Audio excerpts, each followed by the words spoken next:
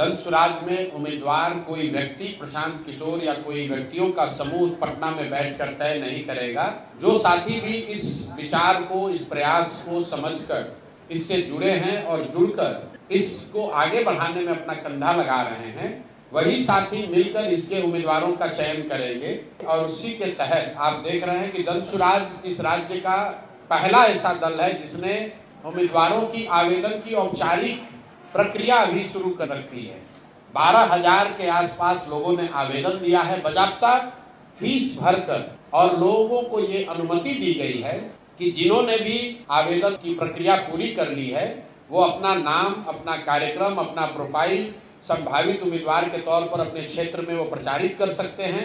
और अब जन सुराज की जो केंद्रीय चुनाव समिति है उस व्यवस्था के तहत अगले 4-5 महीनों में उन सभी साथियों का जो अपने आप को संभावित उम्मीदवार बता रहे हैं या जिन्होंने आवेदन दिया है उनका मूल्यांकन होगा।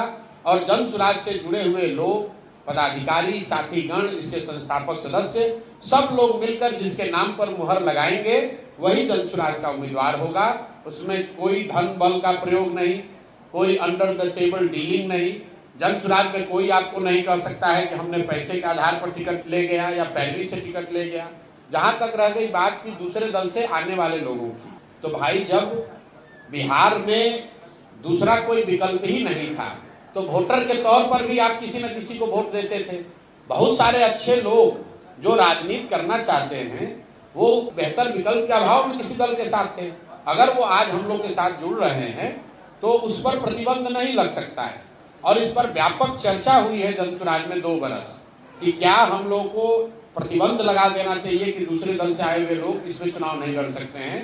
और सामूहिक निर्णय यह है कि नहीं, प्रतिबंध नहीं लग सकता है, क्योंकि बहुत सारे अच्छे लोग दूसरे दलों में हैं जो कि आकर जन सुराज के प्लेटफॉर्म को मजबूत कर सकते हैं। लेकिन जो बात मैंने कही है कि बिहार में कोई 1200-1250 परिवार के लोग ही पिछले 30-35 वर्ष में सांसद विधायक बने हैं, उसको ध्यान में रखते हुए ये तय किया गया है कि ज्यादातर कैंडिडेट जो चुनाव लड़ेंगे वो राजनीतिक पृष्ठभूमि वाले ऐसे लोग नहीं होंगे जो पहले से जिनके परिवार या उनके परिवार के सदस्यगण चुनाव लड़ते रहे हैं। कुछ अपवाद जरूर हो सकता है, लेकिन 2/3 से ज्यादा लोग जन सुराज में वही चुनाव लड़ेंगे जो शायद जीवन में पहली बार चुनाव लड़ रहे होंगे। और ज्यादातर लोग ऐसे होंगे जिन्होंने कि शायद राजनीति ही अपनी पहली बार जीवन में शुरू की है। तो बहुत बड़ी संख्या में मोटे तौर पर नए राजनीतिक चेहरे आपको जन सुराज के टिकट पर चुनाव लड़ते हुए दिखेंगे।